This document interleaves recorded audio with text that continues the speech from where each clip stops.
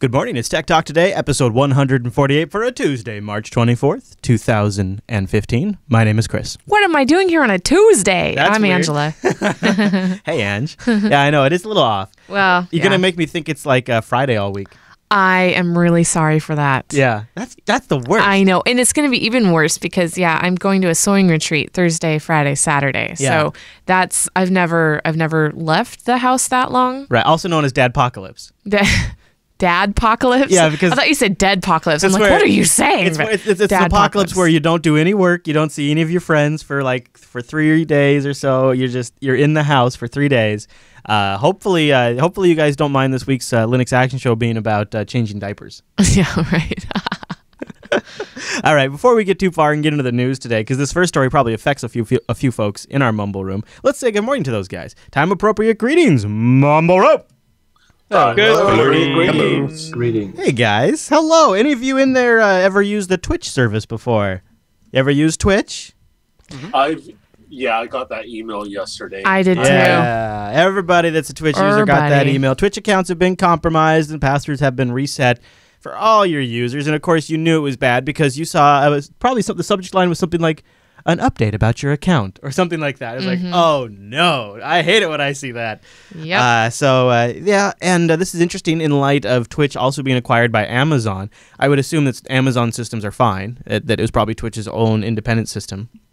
But Twitch, of course, is the most popular online gaming streaming service out there. And also, the capability to stream to it is built into consoles as well, so this could affect a lot of console users. Now, of course, when you try to use your Twitch account, next time you're not going to be able to log in, and it's going to try to tell you to change your password. Yep. What's awful about this kind of stuff is I know a lot of us we just have like a few set of passwords we use. And when a site like this gets compromised, one of your, few sets is now leaked. Yep.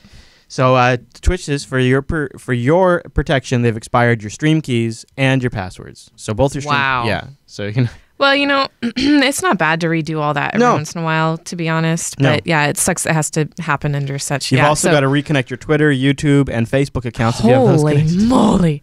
Well, so important notice about your Twitch account was the subject line. Yeah. Are you pulling up the email right there? Yeah. Yeah. It's very nice and generic. Doesn't sound like it's an important notice. Okay. Yeah. I actually thought I got shut down for something. Yeah. That's what I thought when I saw it. I don't even use. I thought it was your account has been deactivated because you haven't used it for 4 years. Yeah. I'm done with accounts. Right. I'm done having accounts with everything. I am. No, you have to have accounts with everything. That's the thing. It's the latest thing. What if instead I just authorize my Google account or my Twitter account all the time? I don't know. Yeah, then you just get my Google or Twitter account. You got everything. Yeah. Yeah. Mumble Room, any thoughts? LastPass. Yes, perfect opportunity to switch to a password manager. Or KeyPass. Yes. Actually, this is. I should just end all of these stories like this. Great opportunity to look into a password manager. LastPass and KeyPass both come highly recommended. Now, okay, so LastPass, it creates a unique temporary password every time? No, LastPass generates a complex, unique password for each site you set up. Yeah. And then LastPass can also audit and say how many sites are using the same password and complexity and. Oh, that's cool. But what I don't understand is if the information is compromised, they'd have your LastPass password. No. So your LastPass password, you have one master password that you don't use anywhere else. And for me, it's like a sentence. And that unlocks my vault along with my two-factor authentication. And on the iPhone, you can also have it use your Touch ID to authenticate you. And then each site has its own unique password. So Twitch would have its own password. Gmail has its own password. Oh, and it just keeps track of that. Yeah, and then it so autofills them in for you, right? So you still have to go into LastPass and change your password for Twitch. Yes. Well, what I will do is I will go to Twitch's site. LastPass will fill in my old password. I will then say change password. LastPass will generate a password for me, automatically fill the fields in for me, and then I will hit submit. Well, if passwords have been reset, though, I wonder if that's going to cause a problem. Yeah. Well, so what LastPass can do is what LastPass can do is when you log in, it'll say, "Hey, that wasn't your password you just logged in with. Would you like to update your records to use this new password?" And you just say yes. Oh. Yeah. Huh. Yeah, it's really nice. Interesting. And then, of course, because the other thing is, the other nice thing about a password manager is have something that works on mobile, because then you can have these really long, complex passwords, and you just use LastPass to fill them in for you. Right. And on Android, you can even have. I don't need to know this. Oh, okay. No, LastPass will actually even work with the keyboard to fill in on apps and stuff. All right, moving on. A story that we talked about last week that I was like, holy crap! This is Microsoft changing the game. Everything's different with Sache. Turns out, nope, nothing's changed. All those stories about Windows 10 being free for pirates, false. I didn't hear about that at all. But is this a Sony? Are they pulling a Sony? No. It's not quite like the PlayStation Swaparoo. No, it's the Literally pirates? So what they were saying Overseas? was no, dude. Listen to me. Let me finish the sentence. What last week? This is why I'm here. The story ran that Microsoft was going to upgrade even illegitimate stolen copies of Windows, like downloaded off the internet or bought off of some guy on the street. Even those were going to get free upgrades to legitimate copies of Windows 10. So you've been stealing Windows for all these years. Now you get to go legit they're with pulling Windows an 10. Apple. And really, they're being more competitive with desktop Linux as well, right? However, turns out not true at all. Yeah, I don't know how that... So NeoWin is running the story. It's too good to be true. Microsoft's Terry Myerson announced that the upcoming free upgrade for Windows 10 would be available to pirates as well. So this is where everybody got super excited. I mean, that was a quote from a Microsoft executive. So it's not that hard to get out of, to take that out of perspective. Right. However, the company has clarified it is scaling back a bit from its plans from the free upgrade, saying that you won't actually change anything to do with your OS. You'll just upgrade to an illegitimate copy of Windows. So if you have an illegitimate copy of Windows 7 or 8 or XP and you upgrade to Windows 10, then you'll just have an illegitimate version of Windows 10. What? Nothing changes. That's insane. Pretty crazy. Are they just playing the press? Are they just playing the press here, or what are they trying to do? Just generate attention? And then I love oh man, and the narrative kicks in so fast. Satche's a visionary, changing Microsoft. This is the new open Microsoft. Windows is no longer the dominant powerhouse, and they recognize it, and they're adapting to the market. No, nothing changes. Womp womp. Nothing changes. Okay. I just wanted to put that out there as a correction, and also just sort of what the hell. Microsoft, get it together. And when they did that, I was like, this is genius. Yeah. Because what's the one thing that's happening is the Windows platform is slipping away from them. And if you just give all these people legitimate copies of Windows, then they're all running your platform. What's the difference between a legitimate and an illegitimate? I mean, obviously the way you acquire it. Yeah. But then once functionally. Yeah, functionally. Well, first it starts nagging you like, hey, bro, you need to activate. And then after that, it's this copy of Windows isn't activated. It'll reboot in, and it also automatically comes up and down in the bottom corner it says unauthorized copy of Windows. And then it starts auto rebooting and yeah. And also, I swear, although I've never read any documentation, but I've seen a lot of machines that are unlicensed, and I swear it runs slower. Something, like the drive just chugs the entire time. It's weird. And I've even noticed, even after I activate a machine that's expired, that slowness, that bad performance continues until after you reboot the machine since you reactivated it. I don't know if anybody else has ever seen that, but I certainly have. So you know about... Well, there's also other things, like Microsoft Office may not install right, or it may not get certain updates. Yes, of course, yes, of course. You don't get the updates because anything that checks for your genuine advantage. There's a lot of programs when you install that check your genuine advantage status. Which is such a douchebag Especially term. Microsoft products. Yeah. Genuine advantage. I know, right? You got the genuine Windows advantage. Bing suggests that, guys. There's a genuine advantage. All right, so you know about Google Glass. You heard that... Never heard of it. Angela, you just trolling me so hard. I'm hungry. You're hangry. Yeah, I'm hangry. So you know that they discontinued it, right? I knew it was on its way out. Yeah. Yeah. Noah talked about it when he was here last. Even when he was crying about it. No. Or actually, when we saw him last, I guess in Ohio. Well, and we had said at the time, I don't think Google's really giving up on Glass, and it turns out it's not. Google's chief bureaucrat Eric Schmidt was talking, and like he does, and the Wall Street he's a talker. The Wall Street Journal's did just block. I'm not a big Eric Schmidt fan. So they're not giving up on it, according to that. No, they're not. So they're not giving it up. So Tony Fadell, have you heard of the Nest thermostat? No. Have you heard of the iPod? Yes. Yes. Tony Fadell created those things, and now he's working for Google, and he's going to be working on Glass, among other things. Cool. Yeah. So what Eric Schmidt said is that they're sticking with Glass, but now the changes are to make it a fundamental consumer product that is something that Google wants to push out on a huge scale. We ended the Explorer program, and the press conflated this into us canceling the whole project, which isn't true. Google's about taking risks, and there's nothing about adjusting Glass that suggests we're ending it. He said, just like Google's self-driving car, it's a long-term project. That's like saying the self-driving car is a disappointment because it's not driving me around right now. These things take time. That's very true. It is very true. Now, many versions. a lot of companies don't use their customers as the testers. Some do, though. And so for those of you who enjoy that, it's kind of fun. You get to be on the cutting edge. Like Noah, he doesn't mind being sort of the early explorer tester. It would be nice if they didn't charge us $1,500 to participate in making a consumer product for them. Essentially, I feel like, in a way, people were sort of crowdfunding Glass. But it's not going away. Mumble Room, are you excited that Google Glass remains? Say they get it down to a $300 product price point to compete with a watch or something like that. Would you consider it over a watch? I would take it as it is right now at that price point. Yeah, so then you mean like even if they didn't make it all that much more polished, you would take it even with kind of like crappy battery life and stuff? Yeah, I would rather have that than a smart watch right now. I would have to get LASIK. Did you try Glass? Yeah. And it didn't look, I couldn't see it. Oh. Or wear contacts, but I really just want to get LASIK. So, and I think that's probably going to be about $6,000 or $7,000. Huh. Yeah, I was, jeez. I know. Well, we should just do it. Because my eyes are really bad. Not right now, but like. No, I am rampant. Now that I'm not breastfeeding or pregnant and don't plan to be. Definitely. He gave me this big, this like side smile. I wish you guys could have seen it too. This isn't a video show. So anyway, I think when I started wearing the Pebble watch, my whole perspective on these kinds of things changed. I was like, Google Glass is like, yeah, it's now neat. he wants to buy all the watches. Yeah.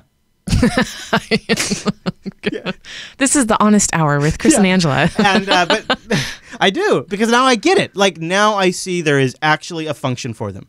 And now that I've made that change with watches, I think because I made that change with watches, I could probably make that change with Glass as well. For me, the killer thing about Glass is like a 4-hour battery. No thanks. Yeah. I'm not down with that. No. Oh, I meant to charge my Fitbit on the way here. Darn it. But it's not the end of the world if you don't, right? No. Yeah. Yeah. I don't know. I'm Glass. I'm less excited about. But we'll see. I think I'll do well, technically that's a wearable, right? Oh yeah. So I think I'd do a watch before the Glass, but I wouldn't mind trying out Glass just to give a review and you can't get them with lenses too. Yeah, I saw Rakaipedia said that. Oh. Yeah. But I wonder how that works. I bet Angela could identify with the reason I want it. I've been taking my 2-year-old out on a bunch of hikes, and getting my phone out of my pocket to take a picture or carrying it around is such a pain. At $300, I would take it just to be able to snap photos of my kid. Yeah, it would be worth it just for that. Because, the other thing about that is kids know they see the camera, they change. Like, they'll stop doing whatever they're doing. But when you have Glass on your face, they're just looking at your face. And so you get them looking at your face, which is it is a different kind of picture. Yeah. That would be cool. Yeah, I do. I would use a little Canon ELPH. PowerShot ELPH 330 or something. Anyway, it's pretty small, and I keep it in my pocket. It's just a little thicker than my phone. Do you have it on you right now? No, it's actually like 2.5 times as thick as my iPhone. But anyway, it works pretty well. And otherwise, I just use my phone. But yeah, I was trying to take pictures in the rain yesterday. I think taking pictures in the rain might be a little easier. Yeah, well, with Noah, it's just like he just goes up and touches and he's got a picture immediately. And it's so neat. Like, and he'll do it like we'll be working on something and he'll just look down and take a picture of it and send it to me immediately. I'm like, yeah, that's it. Like, that's cool. All right, so speaking of things that are crazy, Skynet, and how the computers will eventually destroy us because they will come up with ways to communicate that we are absolutely unable to control. So, aliens. From that category, I introduce hacking air-gapped computers using nothing but heat. Hacking a computer using nothing but heat. No network transmission. What, you melt it? No Wi-Fi signals. And air-gap. All right, here we go. So this comes out of some research that's been done recently. They discovered a new method to breach air-gapped computer systems. Now, air-gapped means they're physically separated. Like you're at a weapons plant or a nuclear power plant, and you got to make sure that no viruses get in. So you air-gap these machines. But using something called BitWhisper, which enables two-way communication between adjacent computers using just heat. BitWhisper bridges the air gap between these two computers, at least in this case 15 inches apart, and affects the computers with malware by using heat emissions and built-in thermal sensors to communicate. Now, a lot of computers have thermal sensors. It establishes a covert bidirectional channel by emitting heat from one PC in a controlled manner. The other PC somehow receives that using its thermal sensors, and now you're transmitting data using heat. Huh. Just saying. Why would you want that? If you really got to be able to transmit between two machines and there's no way to physically wire them or have a wireless communication, but you could still transfer heat, it could. So, or maybe you want to like break into an Iranian centrifuge plant and make all of their centrifuges spin off the axis for a little while until they destroy themselves. Sweet. And the Iranians have the computers separated. That will help me during my next vacation. In the case of Stuxnet, they used air. So they in the case of Stuxnet, Iran had their computers air gapped. And what the U.S. and the Israelis did is they created malware that would use the speakers from one computer and the microphone on the receiving computer, and they transmitted using the computer making noise and the computer listening to noise to transmit malware across an air gap and get malware on the Iranian centrifuge computers. I'm sure that's really interesting to some people that are listening, but I am falling asleep here. It is extremely fascinating because it's a way to make computers communicate without having wiring any kind of networking between them. It is weird. Okay. All right. Well, I'll just leave it. It's not my cup of tea. You can read more about it at Wired. I'll have a link in the show notes.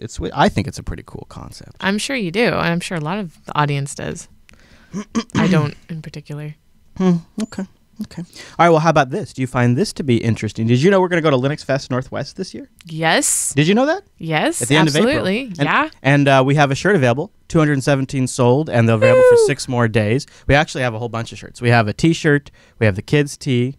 We have the hoodie, which is awesome. And look at that blue, too. I like that blue a lot. Yeah. And the long sleeve. I really, really, really like the red on the long sleeve a lot. You have no idea will you give me one of those? How much of our swag I hung up when I did 2 loads of darks yesterday. Really? Yeah. Will you give me a red shirt? Yeah. Okay. Yeah. And give me a ladies' tee, too. Yeah, sure. Yeah. I will. Okay.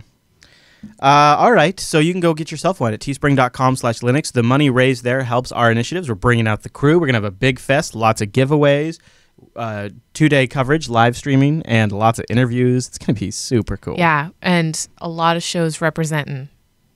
Ham Radio, go ahead. I just said I'm going to be up at Linux Fest Northwest with you guys, and I got myself a red last T-shirt. Great. Nice. Wearing the red shirt. Great. We're also going to have some of our overstock of swag there. Yeah. So maybe we'll do a little fundraising with that, too. Yep. That'll be really cool. Fundraising and giveaways. Oh, I'm excited. It's going to be a lot of fun. Teespring.com/Linux. And yes, also I have the Patreon feed, which I haven't been able to post a video recently because we've been so busy with everything. But we have some shenanigans coming up soon. Noah's going to be in studio. There's going to be some things we're going to be doing outside the studio to prepare for an episode. And I'll be recording a lot of that and posting some of those tidbits up on the Patreon feed. I'll just let you know it probably involves boobs. Yes. There will be boobs in yes. there. The yes. Patreon.com/today if you want to help us, but you don't really need any swag, or you want to help our future initiatives as well. I'd love to get up to 470 this week over at patreon.com/today. Even over would be great. And we'll have some stuff up there for you guys soon. I know it's been a little slow, like I said, but just trust us because we're working hard for you guys. Mm-hmm. All right. Yes. You probably want to announce No Tech Talk today on Friday. We'll start announcing that this week. Correct. Yes. No Tech Talk today on Friday because of Dadpocalypse. Yeah. Yeah.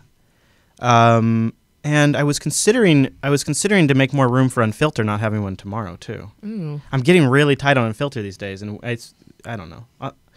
Yeah, it's a tough call. Wednesdays are pretty busy, but we'll see. I'll probably be here tomorrow though, because why not, right? Why not? All right, so go over to techtalktoday.reddit.com to make this show even better. Join us live, jblive.tv, 9 a.m. Pacific, noon Eastern. Hang out in our mumble room or our chat room. We've been talking about phones and watches today. Should we take a look back at when I remember when I really first started getting interested in cell phones? It was Nokia's. Remember that, Ange? I was a big Nokia guy. Yes, yeah. I had a Nokia. Yeah, we both. I think I had like 2. Oh yeah, you at least had 2. I had way more than 2. It was ridiculous. I remember nothing has changed. I've been following the trend, sweetie. Actually, I'm not as interested in the phones anymore. Now it's the watches. Yeah, that's only the recent change. All right, so I'll leave you guys with this commercial, an old Nokia commercial that spoke to me back in the day.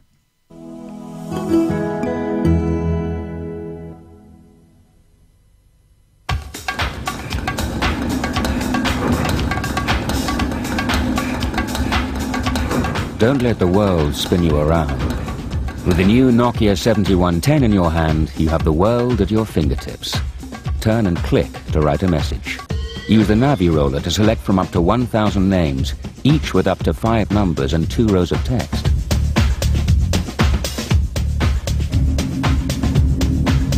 Life is too short to stand in line. The Nokia 7110 supports World Wide Web, mobile media mode, an open standard which connects to services and text information on the internet. Book tickets, check timetables, do your banking.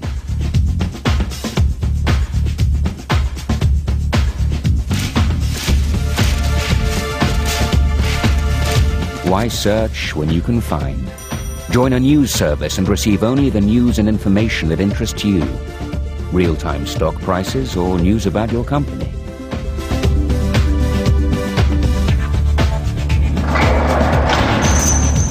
Why be tied to one place?